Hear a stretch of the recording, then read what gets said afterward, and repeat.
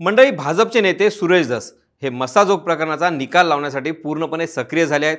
रोज सकाळी सुरेश धस यांचा आरोप धनंजय मुंडे यांच्या काळजात धस्स करत असणार एवढे आरोप सुरेश धस त्यांच्यावर करत आहेत। रोज एक नवा आरोप समोर येत आहे। मस्साजोग प्रकरणाला एक वेगळं राजकीय वळण मिळत आहे। आता हे वळण दिलं जात आहे की खरंच असं आहे यावर अधिकृतरित्या न्यायालयीन अहवाल आलेला नाही।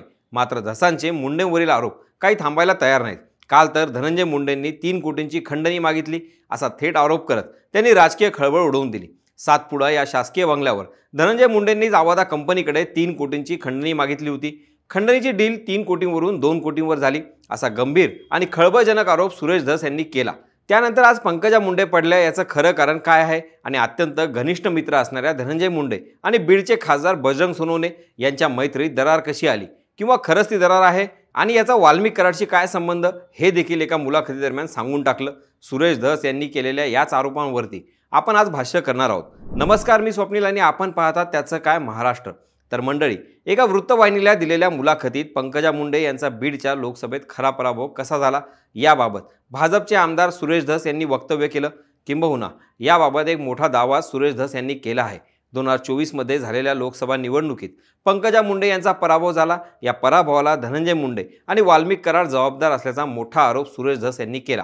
सुरेश धस यांच्या म्हणण्यानुसार लोकसभेत पंकजा मुंडे यांच्या पराभवानंतर माझ्याविषयी अनेकांचा गैरसमज झाला। पंकजा मुंडे यांची जागा निवडून आली नाही कारण लोकसभा निवडणुकीला बीड तालुक्यात 98,000 मतं त्यांच्या विरोधात गेली। ही मतं कुणामुळे विरोधात गेली? त्यांच्याच कृपेमुळे आम्ही हारलो। सगळ्यांचंच प्रारब्ध आम्ही ठरवू असं धनंजय मुंडे म्हणाले होते। या सगळ्यामुळे पंकजा मुंडे यांचा पराभव झाला। वाल्मिक कराड आणि धनंजय मुंडे यांच्यामुळेच पंकजा मुंडेंचा पराभव झाला असा मोठा दावा सुरेश धस यांनी केला आहे। म्हणजेच काय, ऐन निवडणुकीच्या वेळी बजरंग सोनवणे यांनी शरद पवार गटात प्रवेश केला। धनंजय मुंडेंचे अत्यंत विश्वासू नेते असूनही त्यांनी शरद पवारांकडे जाण्यास प्राधान्य दिलं। धसांच्या आरोपानुसार बजरंग सोनवणे यांना मुद्दाम शरद पवार गटात पाठवण्यात आलं आणि ही रणनीती होती वाल्मिक कराड आणि विष्णू चाटे यांची। धनंजय मुंडे आणि बजरंग सोनवणे फार चांगले मित्र होते। या दोघांच्या मैत्रीचं वाटोळं विष्णू चाटे आणि वाल्मिक कराड या दोघांनी केलं। तेव्हापासून बजरंग सोनवणे विरोधात गेले। त्यांनी धनंजय मुंडेंना सोडलं नसतं तर पंकजा मुंडे आज लोकसभेत असत्या, कारण शरद पवार गटात बीड जिल्ह्यात तेवढा सक्षम उमेदवार नव्हता। शिवाय काँग्रेस आणि शिवसेना ठाकरे गटाची त्या भागात ताकद नाही, कारण आधीपासूनच इथे भाजप विरुद्ध राष्ट्रवादी अशीच लढत होत आली आहे आणि ताकदही तशीच विभाजित आहे। म्हणूनच शरद पवारांनी त्यावेळी दुसऱ्या कोणालाही उमेदवारी दिली असती आणि पंकजा मुंडे निवडून आल्या असत्या असा दावा सुरेश धस यांनी केला। किंबहुना बजरंग सोनवणे सारखा तगडा आणि ताकदीचा उमेदवार विरोधी गटात गेल्यानं भाजपला चांगलाच फटका बसला असंही सुरेश धस म्हणतात।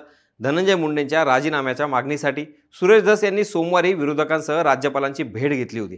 त्यानंतर त्यांनी धनंजय मुंडेंवरच पंकजा मुंडे यांच्या पराभवाचे खापर फोडले। सुरेश धस यांनी धनंजय मुंडे यांच्यावर केलेला हा आरोप गंभीर मानला जात आहे। त्यानंतर एका वेगळ्या हेतूतून पंकजा मुंडे यांची पत्रकार परिषद पार पडली। त्यावेळी मस्साजोग प्रकरणावर आणि सुरेश धस यांच्या आरोपांवर पंकजा मुंडे यांना प्रश्न विचारण्यात आले।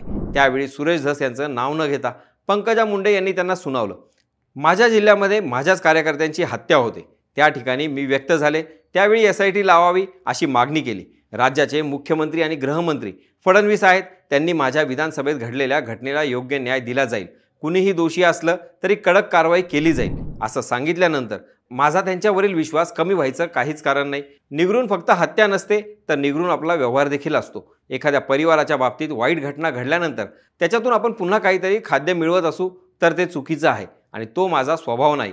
म्हणून मी सतत या विषयावर बोलण्याची आवश्यकता मला वाटत नाही। मला माहीत आहे माझ्या कार्यकर्त्यांशी माझ्या भावना काय जोडलेल्या आहेत। कुणीही यात आपली राजकीय पोळी भाजून घेण्याचा प्रयत्न करत असेल तर त्यांनी आपण काय करावं यावर विचार करणं गरजेचं आहे। जी हत्या झाली तेव्हा आपण कोणीच तिथे नव्हतो, मग आपल्या डोळ्यासमोर ही हत्या झाली नसताना आपण कसं काय कुणावर आरोप करू शकतो? आरोप आणि तपास करण्यासाठी पोलीस आहेत, आपण त्यांचं काम करायला नको अशा शब्दात सुरेश धस यांचं नाव न घेता पंकजा मुंडे यांनी त्यांना सुनावलं। एकंदरीतच भाजपचे प्रदेशाध्यक्ष चंद्रशेखर बावनकुळे असो, देवेंद्र फडणवीस असो किंवा भाजपचे अन्य नेते सगळेच आता सुरेश धस यांच्यावर आपली नाराजी व्यक्त करत आहेत, कारण याचा परिणाम आता महायुतीवर उमटायला सुरुवात झाली आहे। तरीही सुरेश धस यांचे आरोप काही थांबत नाहीत। तुम्हाला धसांनी केलेल्या या आरोपांबाबत काय वाटतं हे आम्हाला कमेंट बॉक्सच्या माध्यमातून कळवायला विसरू नका। बाकी राजकारणाच्या आखाड्यात आपली नजर कायम असणारच आहे, तेव्हा कुठेही जाऊ नका, पाहत राहा, सबस्क्राईब करा। त्याचं काय महाराष्ट्र।